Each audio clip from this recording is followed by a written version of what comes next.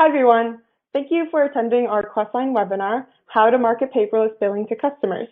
My name is Maureen Murky and I'm the technical producer of today's webinar. Before we begin, we want to cover a few housekeeping items. To the left of your screen are multiple application widgets you can use. Most of the widgets are resizable and movable, so feel free to move them around to get the most of your desktop space. If you have any questions during the webcast, you can submit them through the Q&A widget, which is directly below the presentation window. We will try to answer all questions during the webcast, but if a more in-depth answer is needed or we run out of time, they will be answered later via email. Some networks may cause slides to advance more slowly than others, so logging off your VPN is recommended. If your slides do fall behind, pushing F5 on your keyboard will refresh the page. If you do experience any other disruptions during the broadcast, please use the Q&A widget for any technical questions. We will be sending everyone a follow-up email within the next few days, which will include a PDF of the PowerPoint presentation and the playback link to the recording of today's webinar. We will also be conducting poll questions during the presentation and would greatly appreciate your participation. Please be aware that you are not the only participant today. The names of the other attendees are not being shown to you for privacy. Now, let me introduce today's host. Mike Carter is a senior engineer for Questline. Mike has a bachelor's in engineering and an MBA degree from The Ohio State University, and he is also a certified energy manager.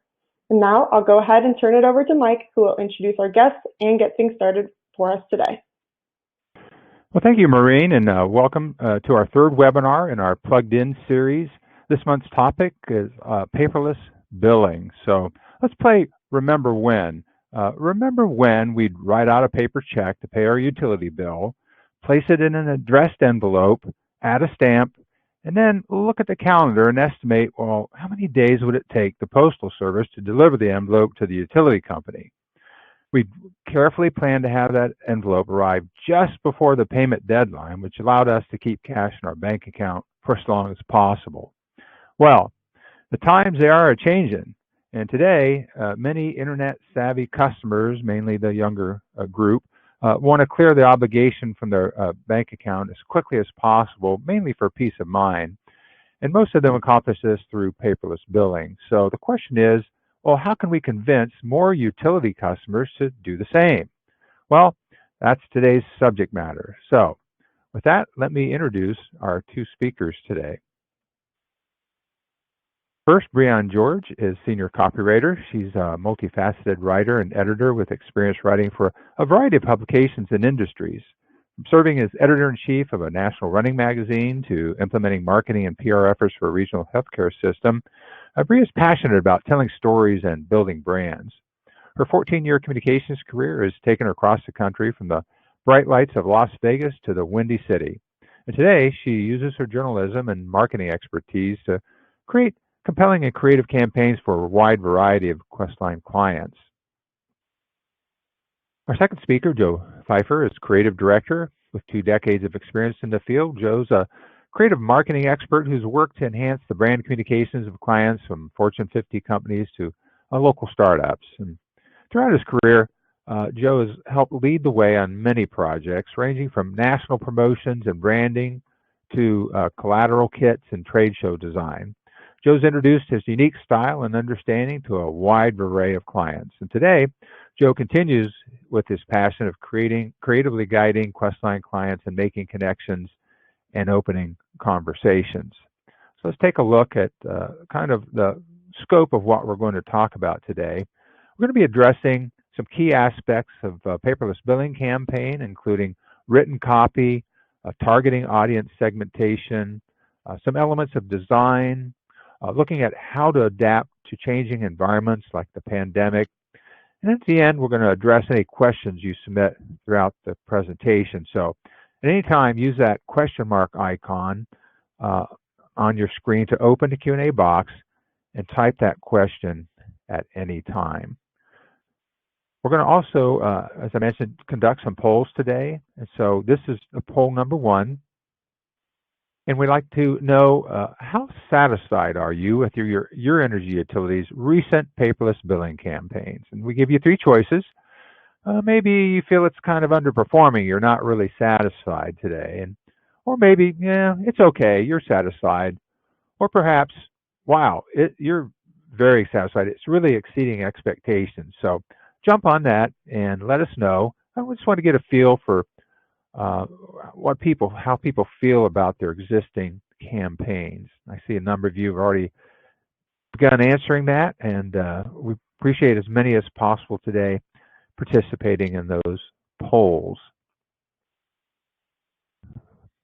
Looks like we have a good distribution of answers, and I'll just be sharing that here in just a second when I see it start to drop off a little bit, but quite a few of you are participating. We really appreciate that, and like I said, we'll give you a voice 4 times today, in addition to the Q&A. We love hearing from you, so I think we've kind of settled here, so let me push that out, and let's take a look. So the majority of you, well, half of you anyway, are satisfied. The next biggest group, of course, is some of you who feel like you're underperforming, and a few of you, about 10%, are really satisfied, exceeds expectations. So appreciate giving us that input, and with that, I'm going to ask Bree to take control, and I'll turn it over to her. Go ahead, Bree. Thanks, Mike, for the introduction. So the copy in your program promotions plays a powerful role in helping customers understand the benefits of paperless billing and how it can positively impact their daily lives. Before we dive in, let's take a look at some of these stats from a U.S. Bank Utilities and Telecom Consumers Report on paperless. While 66% of customers receive bills by mail, only 48% prefer to receive their bill this way. 26% of customers pay faster when they receive billing notifications by email, text, or mobile app. And 45% of customers prefer to pay via an online digital payment service. So as these stats demonstrate, your customers are open to receiving their bills electronically, and many of them prefer to pay online versus through the mail. With the right messaging, you can really encourage them to make the switch to paperless, which, as we all know, is one of the biggest challenges as energy utility marketers. So the first step here is to really take a deep look at your audience to uncover the angle that will work best to reach them. This requires some research to determine the unique characteristics of a particular target audience. To get to know you, it's helpful to answer these questions. You know, what are their needs, wants, and interests? You know, are they environmentally conscious? Are they tech savvy? Are they juggling family and careers? What are their challenges or barriers to adoption? You know, are they, what are their objections to receiving their bill electronically? And what do their day-to-day lives look like? You know, what are their values and motivations? What are they passionate about? How are they involved in their local community? So marketing personas can go a long way to answer some of these questions and really determine what different subgroups are in your target audience. Energy utilities have plenty of data and information on their customers, so it simply takes looking at your audience in innovative ways. So to encourage your customers to go paperless, we recommend these best practices. So the first idea here is to showcase how paperless billing fits into your customers' daily lives. In this example we have here, we created a paperless billing campaign for a Northeast investor-owned energy utility. The copy focused around the convenience of anywhere, anytime bill access for customers who were frequent users of public transportation. Now, this was a successful campaign because it really spoke to the audience, and through the copy and imagery, you know, they could see themselves checking their bill while they're waiting for the train, or maybe checking their usage history while they're on that long commute to work. I used to live in Chicago. I can relate to this guy in the photo with my hour-plus commute from the suburbs, so I think paperless billing would have been really handy for me 5 years ago. So as you can see, you know, a unique idea like this resonates with the target audience, and it's even as simple as how they get to and from work every day can be a great idea for a campaign. Another idea here is to consider an incentive or sweepstakes to capture attention. We worked with Duquesne Light Company, a Pittsburgh-based energy utility, on a paperless campaign focused on a $5,000 giveaway. This was awarded to a select number of customers who enrolled in their e-bill program, which is their paperless program. While the promotional messaging focused heavily on the incentive, talking about helping to pay down holiday bills, this was launched in December. We also provided below the CTA button a list of the top reasons to enroll in paperless, so they also had that as well if they needed more details on the program. Incentives are very effective, especially with certain customers. In particular, research finds participate in a greater variety of incentive programs and that incentives have a significant influence on their purchasing decisions. Additionally, lower income customers are more likely to enroll in paperless when there is an incentive involved. And another idea to think about with incentives or giveaways is if your customers are big into sports. I grew up in the Cleveland area where everybody loves the Browns. An energy utility in that area would benefit from an incentive such as tickets to the football game or maybe a signed jersey. And then the copy and the messaging could talk about checking your bill while at the game, or in our current COVID environment while cheering on your favorite team from the couch. So there are many ways to get creative and think about what would capture the attention of your customers. And it's different for every energy utility and every part of the country. And the next idea here is to promote easy and convenient enrollment options. Your customers are busy. We're all busy these days. And one of the biggest hurdles for them is convincing them that the enrollment process won't take too much time out of their day. This example here is also from Duquesne. The email copy centered around the ease of signing up for one-click enrollment. Customers simply had to review their pre-populated information and click confirm to sign up. Easy as that. The messaging here really highlighted that convenience factor and how it only takes 30 seconds to make the switch to e-bill. Questline also created copy and design for the one-click landing page, which had similar messaging as well, all about convenience and the ease of use. Now, for your energy utility, maybe think beyond one-click enrollment. Maybe consider other ways, such as your energy utility's mobile app or texting the word paperless to sign up. If you have easy and quick options for them to enroll in paperless, highlight that in the copy. Now, the next step here is to kind of understand why customers don't enroll in paperless billing. It can be really helpful to take a look at the reasons why they are hesitant to make the switch. So what we've found is the common reasons include a lack of time or a perceived notion that the enrollment process will take forever. Customers also value the paper statements they receive, and they'll often save these in a filing cabinet to take a look back at their past energy usage. And many customers also worry they will miss a payment if they don't receive a paper bill in the mail every month. So to counter these objections, it's important to understand the main benefits of paperless. Through our work with energy utilities across the country, we've identified the top paperless benefits for customers, as you see here. It's simple, paperless and pay from anywhere. It's convenient, it saves time, it fits into your on-the-go lifestyle. It's eco-friendly, you can reduce your carbon footprint by using less paper. It's reliable, you never forget or lose track of a bill with email and text reminders. And it's secure, safely manage statements and payments online. So, and also it's affordable too. I think, especially in this environment, to talk about how they don't have to worry about late fees.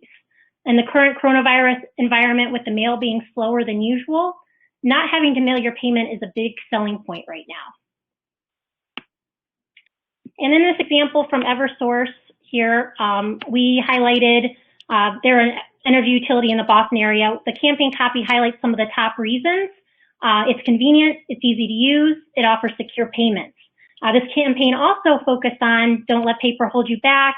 We had a fun GIF here where the background starts off as a home office and then goes to where the person in the photo really wants to be. So in this instance, she was at an amusement park with her child, really showcasing how paperless billing is so convenient.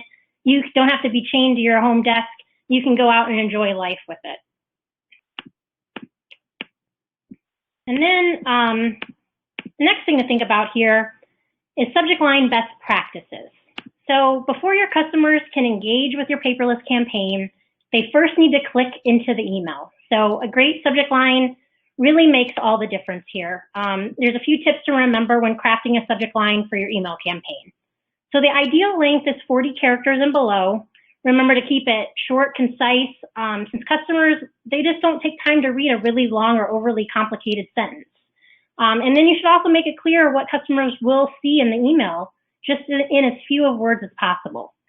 And based on open rates, these are the top subject lines for paperless billing campaigns we've done. So as you can see here, payment reminders, make billing easier, enroll with just one click. These all resonate really well with customers. So again, you know, the ease of use, convenience factor, the quick and easy enrollment. And then it also is helpful to try to put the most important words in your subject line first. This ensures your customers will see it. When we do emojis, we often put the emoji at the front as well, just in case your subject line gets truncated because it's too long, they'll be sure to see it. And as far as emojis go, well, we all use emojis for the most part. People find it fun, others find them annoying. There is mixed research on whether they're effective at boosting open rates. While they do capture attention, they might not lead people to actually open your email. Research expert Nielsen actually tested a variety of emails with emojis and asked participants to select a list of reaction words that described the emails with emojis. Well, what words did they choose? Boring and dull were the most selected words. So this research also found emails without emojis were considered to have more value. Now, if you do want to add emojis in your subject lines, just try to make sure they're relevant to the message. For example, maybe use a clock or hourglass emoji when communicating saving time with paperless, or maybe use a lightning bolt emoji to highlight fast and easy paperless enrollment. You know, when it comes to subject lines, try A/B testing to see what engages and what doesn't with your audience. Now, segmented messages. So if you're trying to reach both residential and business customers, we recommend segmenting your message to target each audience. You know, so what paperless benefits resonate with business customers? Well, they want easy access to past bills and usage history. Instead of digging through a filing cabinet, you know, paperless billing gives them all the energy usage information they need right from their smartphone or tablet. They want 24/7 bill access while they're out and about. If you think about it, business owners, they're always on the go. You know, a small business owner of a coffee shop, they're not just sitting at a computer. They're out tending to customers. Maybe an owner of a small flower shop, maybe they're, you know, delivering flowers because they're short-staffed. You know, they want all of that information on their mobile device. And then also less paper clutter at their facility.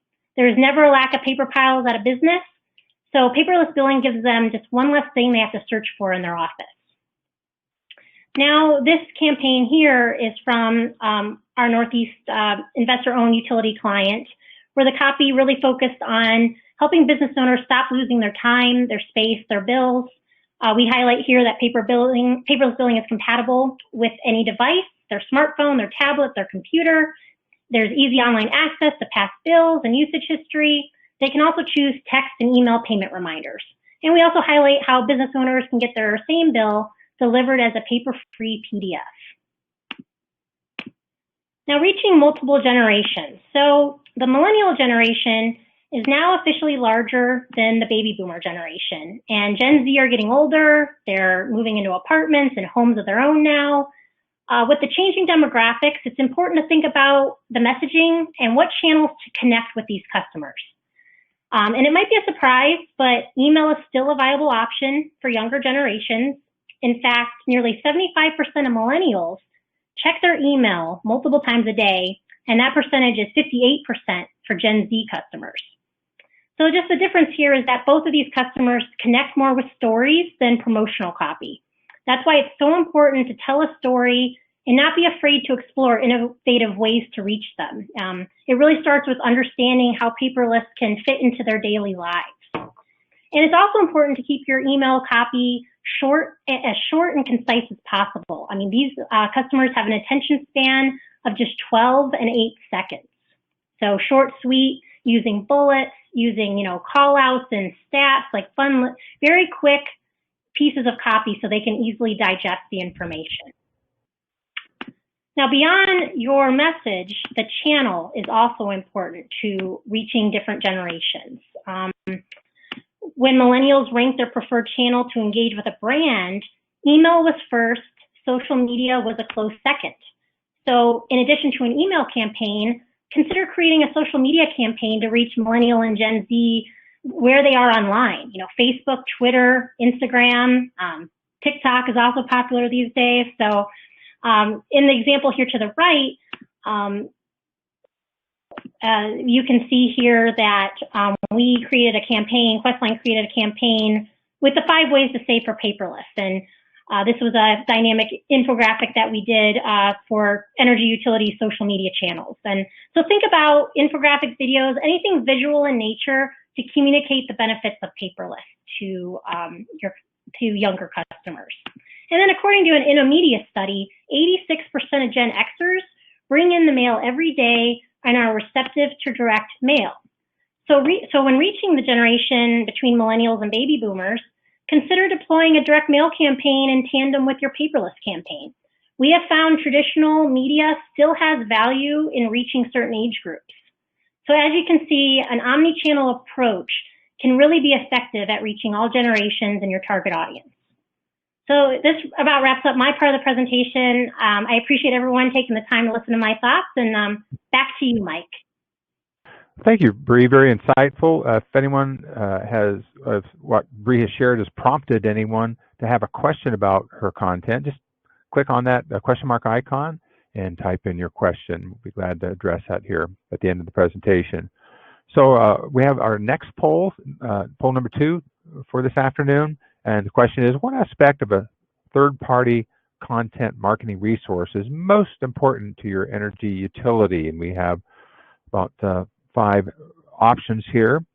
Now, of course, they're all important, but could you tell us which of them is most important? If you're working with an outside firm, which of these would be the most important to your energy utility? Now, this is going to be a tougher question here, but give us some thought, and I really appreciate you giving us some feedback there. Which of those do you think is the most important? So you got 5 choices, and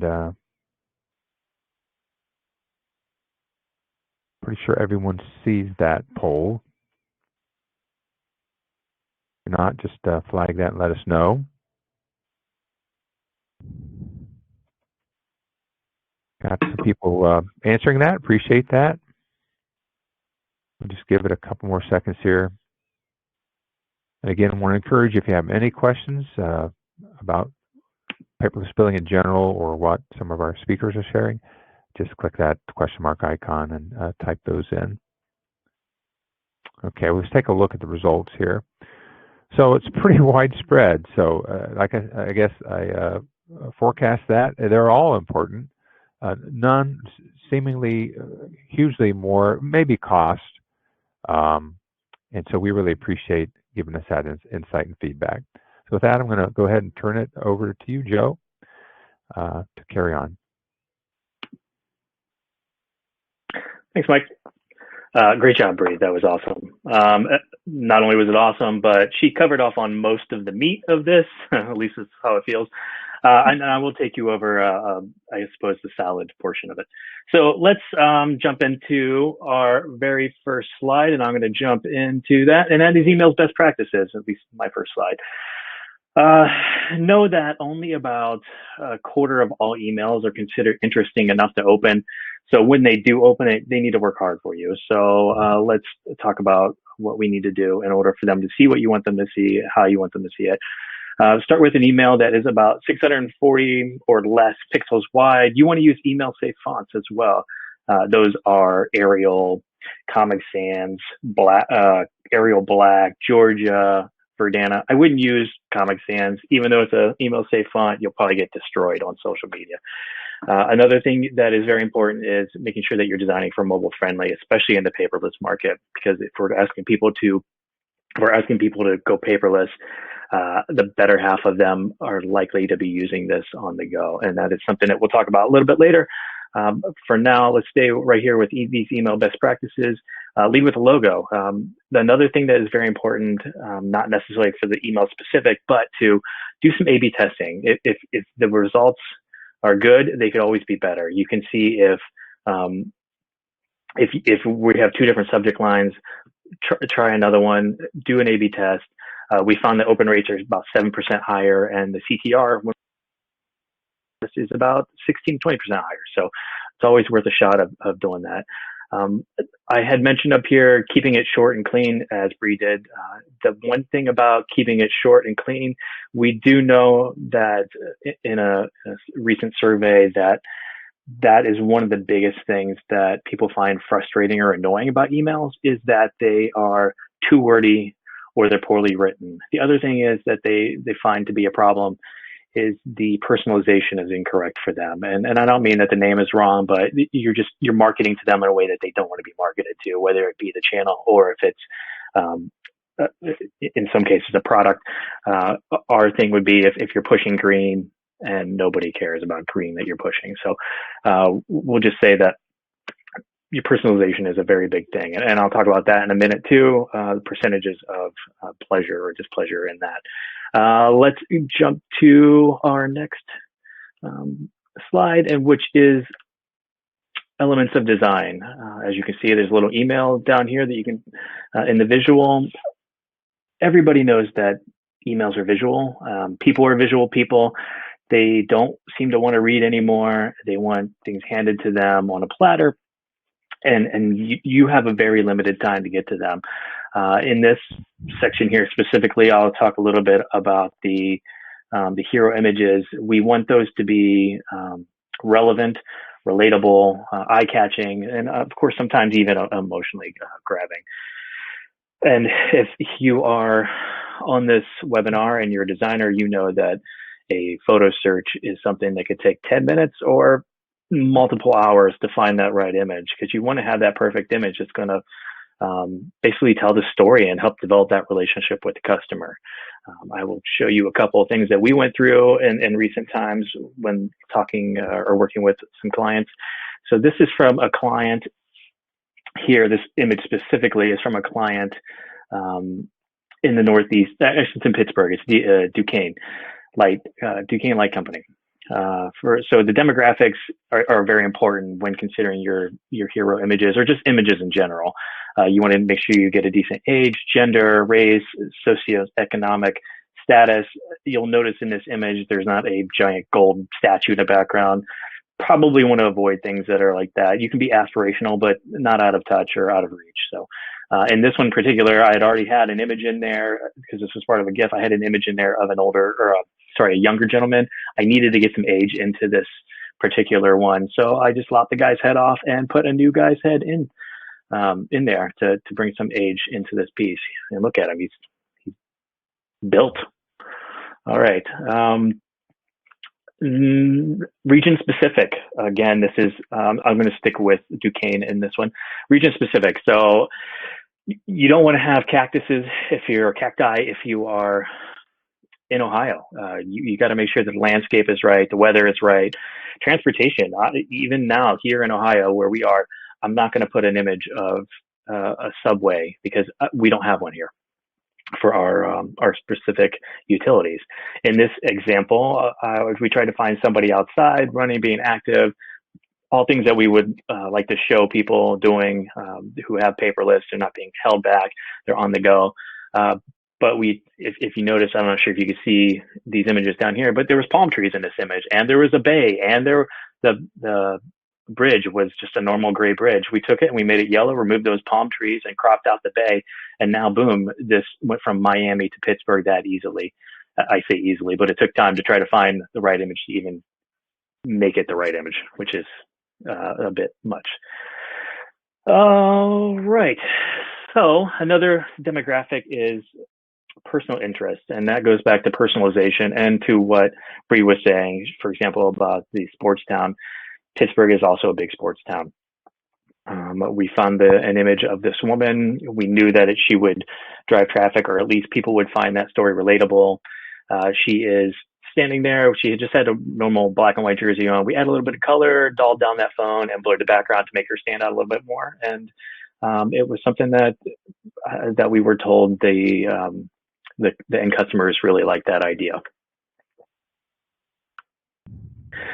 Email composition. Bree had mentioned, I'm going to see Bree had mentioned all these because she covered off on everything, but Bree had mentioned that you have between 8 and 12, about roughly 10 seconds to bring somebody in and hook them. Your email's got to work very hard and fast. I mean, like a kid dropping a cracker with a couple dogs around, if he's not working hard and fast, those dogs are going to get it. And think about the same way with your email. There's a ton of emails out there, and if you're not pulling somebody in, with your subject lines, and then once you even have them opening, if you don't have the right composition, you're going to world of hurt. They're not going to stick around and read what you want. So the inverted triangle, that is something that is pretty common for designers. They should know about this. You use the top half of your image. Sorry, you use your hero image and possibly any copy you have in there to really grab attention. Beyond that, just dropping down a hair is your body copy. Try to keep that short and to the point. That's going to help build anticipation.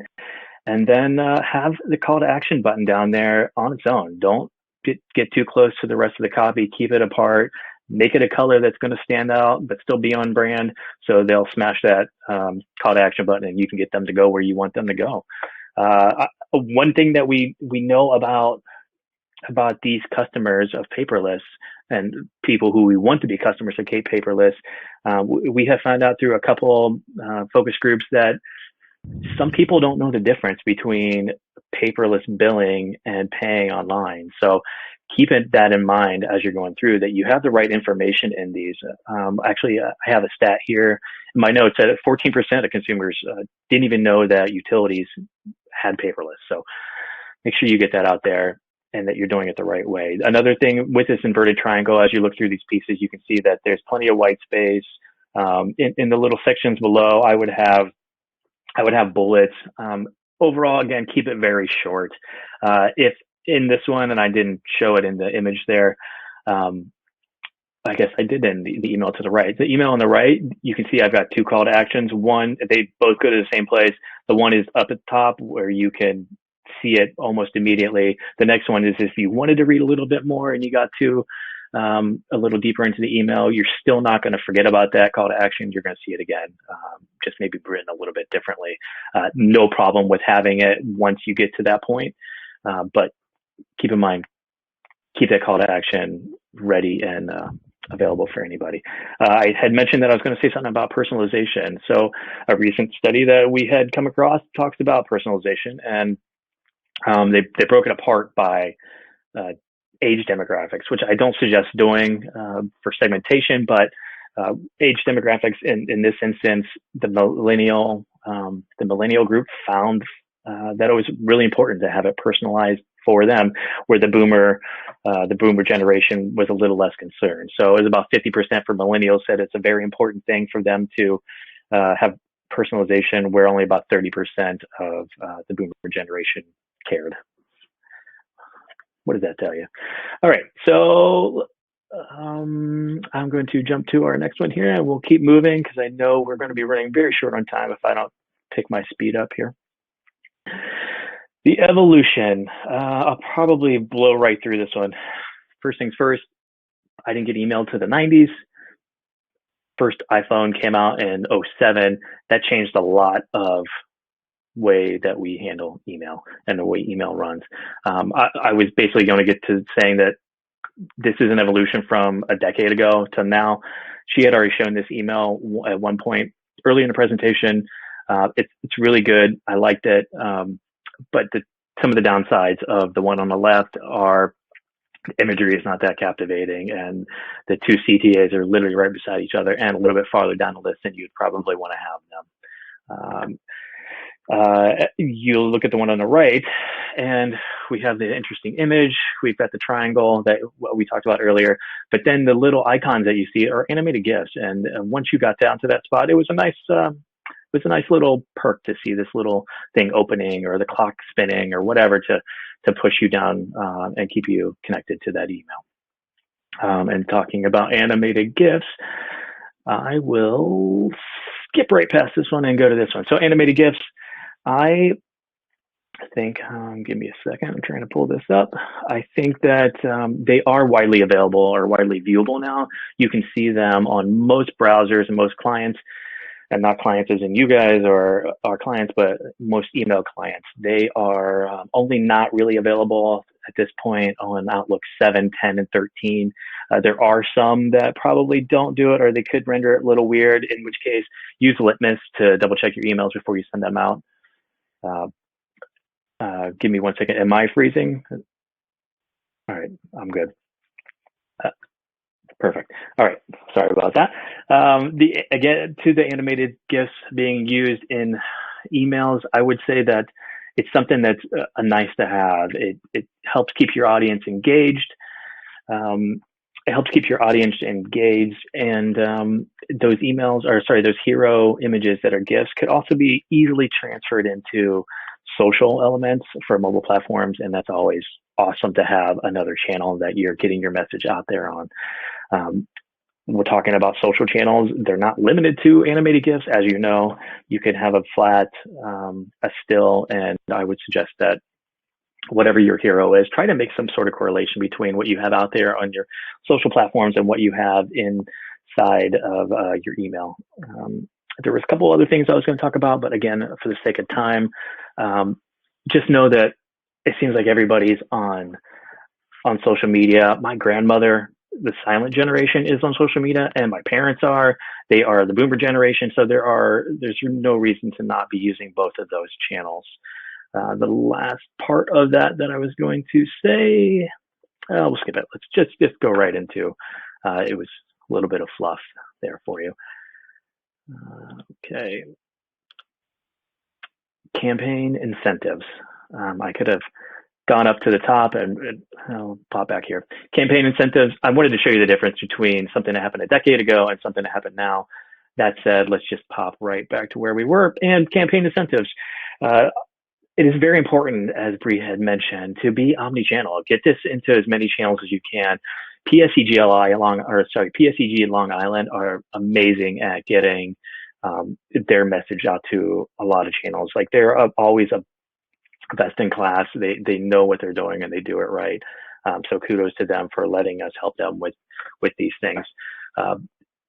In this instance, I know we did an email for them, then we followed through with a landing page that would go to it. We'd have a follow-up email, we had social, and we had direct mail. There were a lot of things that followed that even. We went, we even did a carousel for them. We did some landing page banners for their website. We had a pop-up screen. We had things that were in newsletters and social and ad buys for Google ad buys, all different sizes. So I'm only putting a portion in there and showing you this. This incentive is a great incentive. I even love how after it was getting pretty close to the end, they had a last chance social element in there too, to again try to drive people back to that. This incentive was a great incentive. It applies to anybody who loves shopping, more or less, and who doesn't. You can get $10,000 to run paperless with this particular retail. There's a lot of fun things in there. The one thing we know about having an incentive, it's very important to do it if you can. I know not everybody can do it all the time, but having an incentive will increase your conversion rate. So if you had a 23% conversion rate without an incentive, our studies show that you'll have closer to a 34% conversion rate with it. So that's a nice jump in your conversion rate. And as far as we talk about incentives in general, I know in the past we have talked like this is better and that is better. We have shown that having a guaranteed incentive of a low dollar value is great, or having one of a wider, like this one, more aspirational number is also great. What we have found in a very recent study was that age demographics makes a big deal in that, and it's a 70-30. So if you're under 29, you are more into getting that hard money in your hands of the low valued gift card or whatever that low valued guaranteed piece is. But as you get older, I think those low values aren't as important, maybe because you're making a little more, maybe because you're doing a little more and you're a little more worldly. Who knows what that reason is? But as you get older, it's only about 30% who care about that, and 60 to 70% of people of the 60 years old and above who want something more along these lines. And as you're increasing from 18 to 100, the rate just it just has a nice gradual flip, at least in this particular study. We talked about campaigns. We talked about A/B testing. We talked about a little bit of everything. One more thing about campaigns is I know we're always focusing at people grabbing those people who haven't joined, but there are people who have joined and left, and I think that is about a 3% swing that who have been there and who are gone. Know that you can target them too, and it's always nice to try to give them a little incentive to bring them back to the game. The impact of the coronavirus. The coronavirus was a very big thing. It still is. I mean, 400,000 people is a scary thing, and because it's scary, we stopped really pushing the on-the-go that you could get from paperless and e-bill and all of these different however you want to call them. That said, people wanted to avoid populated areas and everything. So when you're looking at your image and your messaging, maybe not on the go, maybe it's now on the couch. Again, we had mentioned this a little bit earlier. As you can see in this one, we have we have a woman in a farmer's market. Then we went to people wearing masks, which I don't know that you really want to see people wearing masks when you're looking at images for things that are being sold. But that said, it was very relevant at the time, still very relevant, but even more so that. And then we've started drifting back off of that and just trying to get people at home. One, this guy with his kid showing what they can do and a great time to have it. And then just in general, these different times of just being home and enjoying yourself and working there. And Mike is about to take control, but I have one more thing to say to you before he boots me from total control. Metrics. You send emails, you should have metrics on those emails. Within those metrics, you probably have a click map. And let me tell you that go in and look at your click map because it can give you some information that is helpful. I know that I, for one, doing the research, more of the research for this particular webinar, I had noticed that the 24/7 example was routinely getting a 10% click-through rate on a certain client. And I will bring that up with them very shortly. But that's a great way to see that that's important to your audience, and you can take that, you can craft a message around it, or you can even segment that group and send them their own message to help to click through and help people go paperless. So that is what I had to say. Thanks for listening, and I will back down to Mike. Thanks, Joe. Great advice. And we appreciate all the questions coming in. We'll get to those just a second, but we have our third poll question. And the question is, what's your utility's biggest barrier to improving your paperless billing campaigns right now? And so we have 4 specific answers, and then, of course, if none of those fit, you can hit other. And so is it about funding? Is it about expertise? Is it about just staff resources? Is it about the campaign design and just the basic structure of your campaign, or maybe it's something else? And I appreciate you giving us your opinion about that. What do you feel like it is the biggest barrier for your utility right now to being successful? And if you're still inputting your answer, appreciate that. And right after this, we're going to start our Q&A session. All right.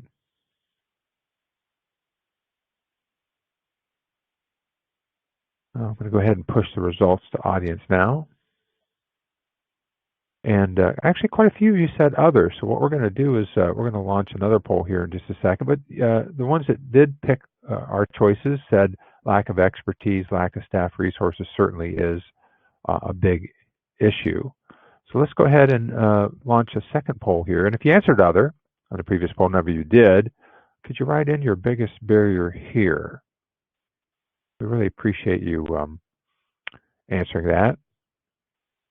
And while you're doing that, I'm going to go ahead and launch into our Q&A session. And like I said, we have a number of good questions that have come in. And Joe and Bree, let me offer you a couple of these. So one question is, do you run paid social or organic social in most of the campaigns that you've worked with? What seems to be the trend there? Most of what we do is the organic social. I would recommend highly that you do paid social. It's a good way of getting out there to people who aren't following you specifically, who are in your area. That said, we've done both. Again, I would say unless you have enough followers on your social accounts, paid social makes a lot of sense. Yeah, great. Okay.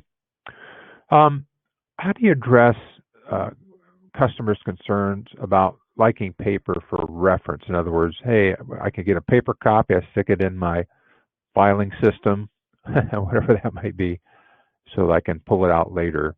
Do you have a way to maybe address that? Is that really an insurmountable problem? Well, I think a lot of our messaging we've done is we've kind of, in some ways, even showed it as, paperless billing is like having a filing cabinet in your pocket. It's in your phone. You have it right there to pull up at any time. In many cases, it's, 12 months of your energy usage that you have right there. You don't have to go searching.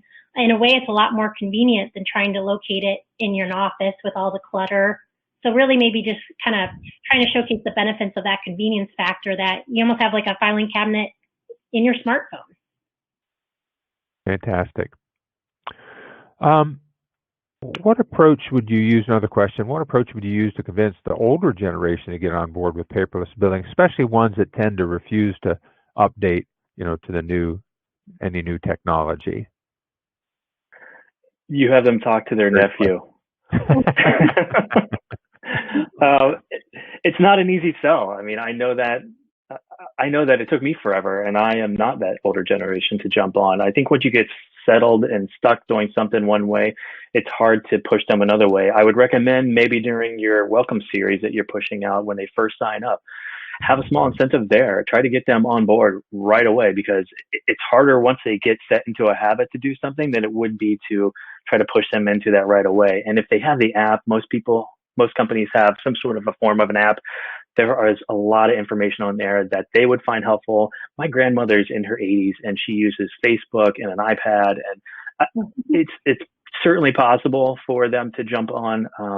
It is a little harder. I don't know what we're talking older, maybe 60 plus. Is that what we're saying? Again, we know that incentives are helpful to push that.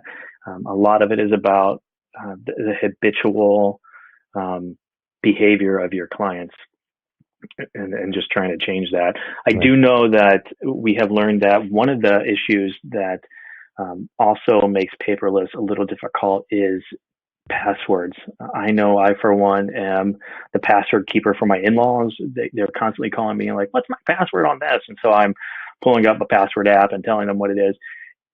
If there is an easier way to do that and find a way to check your system, which could very well be through your app, I would suggest that you find a way to make that happen, because the less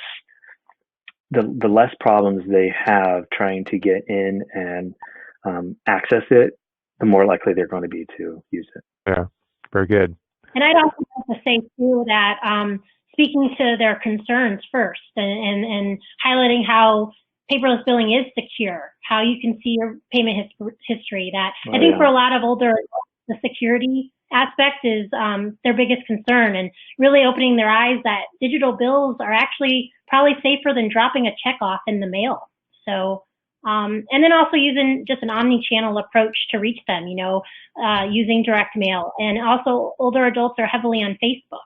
So your messages are going to reach them if you're using Facebook as well. Okay. Also, speak to reminders and alerts. they're afraid they're going to forget one. So a lot of people will wait. As soon as their bill comes in, they use that as a chance to write out that bill and send it. If you have billing alerts for them, that's going to go straight to their phone, which is always general area, and they always have it with them. That's going to help alleviate that as well. Yeah. This next question really addresses another tough segment, and that's low-income customers. And they said, no computer, old computer, no internet, not enough money for data on their phone. What do we do there? What's the low-income customer approach? If they don't have data, okay, I'm not muted. If they don't have data on their phone, it is a bit of a tricky thing, because you're not going to push them doing it on the go. It's just more about them being at home and having access to all this stuff online, in which case you can push the green side of it, or having all of that, all of their bills in that online filing cabinet, so to speak. That would be probably a good way of doing it. Incentives, again, we discussed, are a good way of convincing them to, or pushing them over that tipping point. Does that answer the question? Yeah, we've also found research that lower income customers, many of them are passionate about the environment and eco-friendly. So it's actually that may be something that resonates with them as well. Okay. Some subgroups of that. A couple of questions came in, kind of a little different subject, on the issue of incentives, and just, what kind of a incentive does it take to really motivate someone? Do you have a feel for, what it's worth for utilities to do that? Do you have a minimum? Is there a certain way to present it? Certain way not to present it? Well, we have found that the most effective incentives are usually a smaller monetary amount, or something that more customers will get, or maybe all customers, even like a LED light bulb, a free LED light bulb when signing up, or maybe you get a $5 Amazon gift card. That actually, we've seen in studies, has more impact than a large monetary prize, such as, $5,000, $10,000 to one person. Or we found that those smaller kind of instant rewards can be more effective.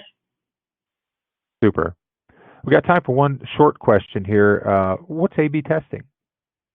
Not everyone's familiar with that.